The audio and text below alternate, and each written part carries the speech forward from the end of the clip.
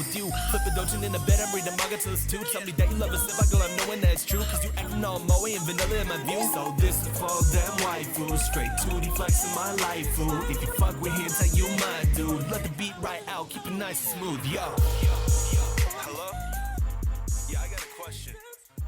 What's up, everyone? Welcome to the Weeaboos. I'm just realizing our tagline probably doesn't work if it's just me. So let's call this Anime and Chill with Kyle. That's what we'll call it for now. So yeah, it is just me tonight. I'm actually recording this on a weekday. By the time you're listening to this, I will probably be moving into a new place, which is why the guys aren't here tonight. I'm currently sitting in a very empty bedroom, but I won't let that affect the show. I hope I can do this. So you know what? Let's just jump right into it. I will try my best, and I hope this goes well. A few months ago, the guys and I went to see Kizumonogatari Part 2 in theaters. And at the end of the movie, there was a preview for Part 3. The preview had no visuals. There were only clips of dialogue layered on top of one another, getting louder and louder until, and I guess you should mute here for about 15 seconds if you want to avoid minor spoilers, until everything goes quiet. And there's a line that infers Kishot and Araragi are going to fight each other in Part 3. All of the tension that was built up surrounding that suspenseful line, which would have made an amazing cliffhanger, was ruined by the actual last piece of dialogue, which was Tsubasa yelling something about Araragi needing to massage her breasts. And I loved it. I know, because this sort of anticlimax represents the Monogatari franchise so well. Monogatari's biggest flaw is also its most redeeming quality, which is that it has something that can appeal to anyone. Fan service, action, moments of good writing, beautiful art, drama, it has everything. Monogatari's style is defined by these extreme tonal shifts. One episode is a comedy, while the next is a romance. And that's why I loved the contrast of the last two lines of dialogue in that Kizu preview. And all of this is what made me want to talk to you guys about how juxtaposition can define the atmosphere, style, or just mood of an entire anime. I absolutely love when an anime takes two very traditional yet contrasting concepts and pairs them together, eliciting this entirely unique emotional or psychological experience for the viewer. There's just this sort of beauty in unexpectedness. But there's humor and drama as well, which is why I find juxtaposition so powerful. If I haven't been clear enough, juxtaposition is essentially the act of placing two concepts together to achieve a contrasting effect or meaning.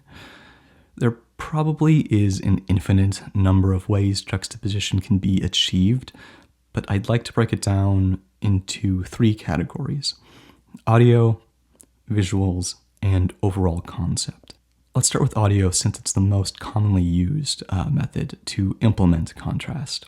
A pretty straightforward example seen often in movie trailers is pairing ethereal, classical, or just plain peaceful music to chaos or action. This is done perfectly throughout both the Evangelion series and the movies, but the first scene that comes to mind is in Evangelion 2.0 when Asuka's Eva unit is taken over by one of the angels. Shinji, obviously refusing to fight the Eva with Asuka still inside, is overpowered by the dummy system and is forced to gruesomely tear the unit apart as Kyo no Hiwai Sayonara plays in the background.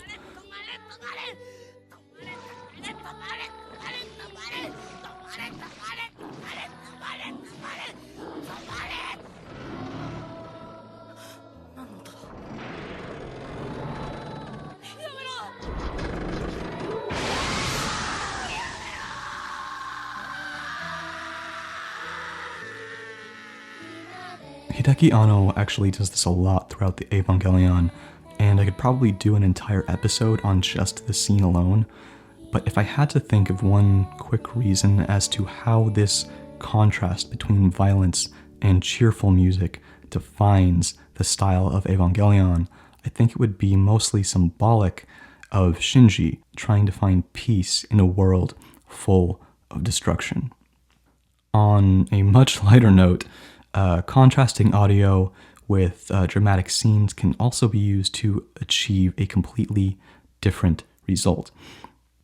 Samurai Champloo is an anime set in the Edo period of Japan, yet the soundtrack is filled with all these jazzy hip-hop tracks by artists like Nujabes and Fat John. The atmosphere of the show is unlike anything I've ever felt before. Afro Samurai came close, but only because it was deliberately trying to replicate the style of Champloo. One of the best moments is about midway through the series when Mugen gets involved with a gang from his past. He takes part in a heist of sorts and is completely betrayed by the leader of this gang and a childhood friend who he treated like a sister. At the end of this arc, after the two of them think they killed Mugen, a Million Wave drum starts to play, and a half-dead Mugen slowly limps over the horizon towards them. The man charges towards Mugen right away and is immediately cut down, regardless of the fact that Mugen can barely stand. The girl is motionless, and Mugen continues to limp towards her as the track gets louder and the tension grows. And right as the track reaches its climax, and we think Mugen is going to cut down this girl, he simply limps past her.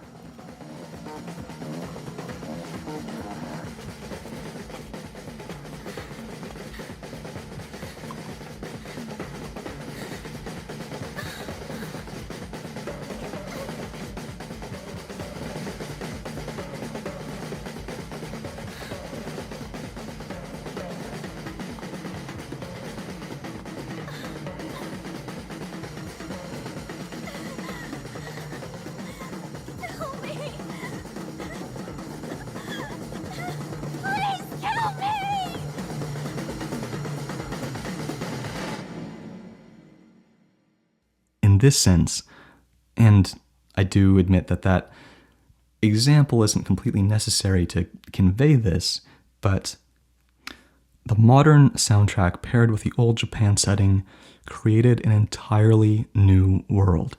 No fictional universe has recreated a modernized past like Champloo has.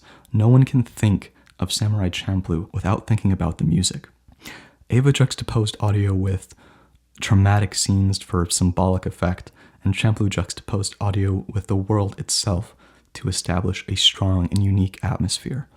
But now I think we'll move on to visual contrast. Pretend you don't know what Madoka Magica is about and just look at the character designs.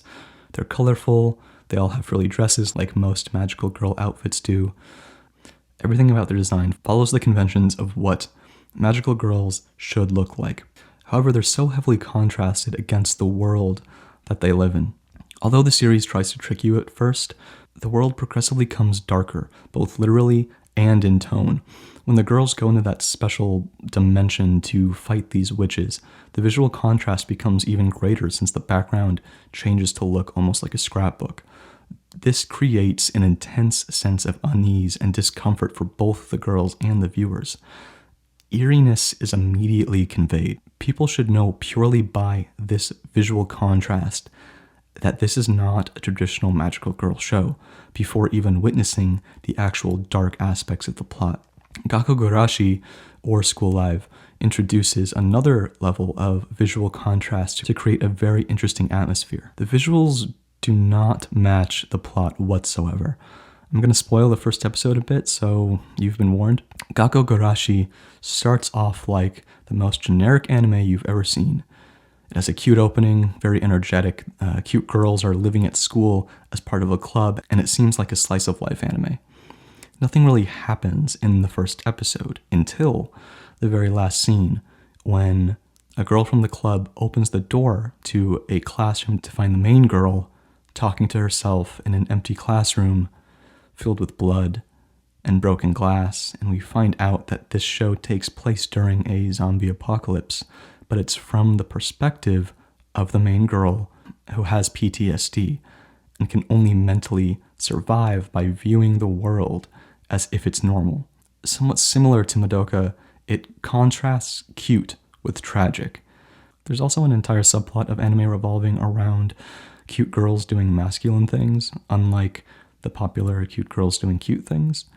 But that is not the type of juxtaposition I enjoy, and I think we may save that for another time. Finally, I'd like to talk about juxtaposition used to fuel the concept of a show, specifically regarding the works of One, creator of One Punch Man and Mob Psycho. Both of his shows are built on contrasting the protagonist with the conflict itself. Both Mob and Saitama are not suited for the world they live in, and I don't mean that in a stylistic sense like I did when talking about Madoka. In context to the plot, it's almost as if they were placed into the wrong show. Saitama is too strong for the cliché shonen world he's in. Mob doesn't want psychic powers. He wants to be buff. He would be more suited to be a protagonist's best friend in a romantic comedy. One's characters contrast the plot itself, and the outcome is comedy. And I'm just scratching the surface. A show doesn't need to be filled with juxtaposition. In fact, most uses of juxtaposition are very brief moments. When it comes to storytelling, we know what to expect. If there's an action scene, we should expect intense music. If there's a shonen hero, we expect him to wait to reveal his new power until just the right moment. But when we show people the unexpected, the meaning behind the action becomes so much more powerful. It becomes so much more real. Life doesn't work like a story. I used to dislike Angel Beats because of the extreme tonal shifts. The jump between truly heartbreaking moments and genuinely hilarious moments were so sudden, I was laughing and crying at the same time, but in the worst way. But the show's grown on me because in reality, you can't separate the tragic from the happy moments. In Cowboy Bebop, after Spike has a run-in with Vicious, he wakes up from a dream of Julia to hear Faye humming the same song as Julia. There are bandages all over his face, so when he says to Faye, "You're off key," it takes a moment for Faye to understand what he says because it's so muffled. And although it's supposed to be a funny moment, I think it shows that there's perfection in imperfection. Off-key singing can be heartwarming and motherly and gives a much more impactful meaning than if Faye were to have been singing normally. People laugh in stressful situations. You can be strong by doing something perceived as weak. We need unexpectedness in storytelling. We need to stray away from traditional conventions and sometimes do the opposite of what people anticipate. Even Miyazaki said, in order to grow your audience, you must betray their expectations. Oh, man. That was okay. That went well, I think. I hope it made sense. I hope you guys liked it. I think that topic was a little big. I think I could have stuck to just like audio juxtaposition. That would have been fine. But let's see. Let's see if I have any questions. We have a question from Lolita. Hey guys, could you recommend some good places like forums and stuff to talk about anime or manga with cool people? Kind of new to that scene and want to find a good place to start. Well, that's a good question because there aren't too many places I know of. If you like any blogs on Tumblr, you can follow them and get to know them. It's a little harder, but I feel like when you do get to know those people, you kind of develop almost like a deeper friendship with that person compared to most forums and things because it's a lot more personal.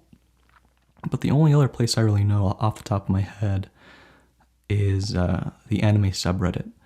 People there, for the most part, are pretty friendly, so I would go check that out. We have another question from Macarius. On anime favorites, do you have favorites for a certain genre? When someone asks me what my favorite anime is, I ask from what genre. I would also ask with or without nostalgia points. Would you do the same? Yeah, totally. I think categorizing shows and narrowing it down is a great way and a very safe way to establish favorites without going off the deep end. Yeah, I think I do that all the time. In fact, I think I also narrow it down from like airing, finished airing, decades. I like to narrow down favorites by decades, by genre, whatever I can to narrow that field so I don't feel like I'm neglecting something. Yeah, I think that's a great way to do it. The History Channel asked a lot of questions. He sent us like a big batch. So I'll pull out one and save the rest for later. Let's see. Do you read and or watch hentai? Yes. I want to thank Lolita, Mitsuki Stop, Pacarius, Geeky Dennis, Clearlove, and Darvinger for reblogging our episode. Thank you so much, guys. And thanks to all of you guys who just support by listening. We really appreciate it. And I'm trying to think, I'm always trying to think of how to make this podcast better and more engaging. And I have a lot of ideas in mind of where I want this to go. But I'd love to hear your opinions as well. I'm toying with the idea of video. I haven't brought that up to those guys yet, but don't get your hopes up. We'll see. Probably not. I don't know. But like always, please keep sending us questions and episode topics. You can send questions to us at TheWeeaboos on Twitter, theweeaboos@gmail.com, or directly to me at Secret Otaku on Tumblr. We really want to increase our listeners, so share our episode in any way you can.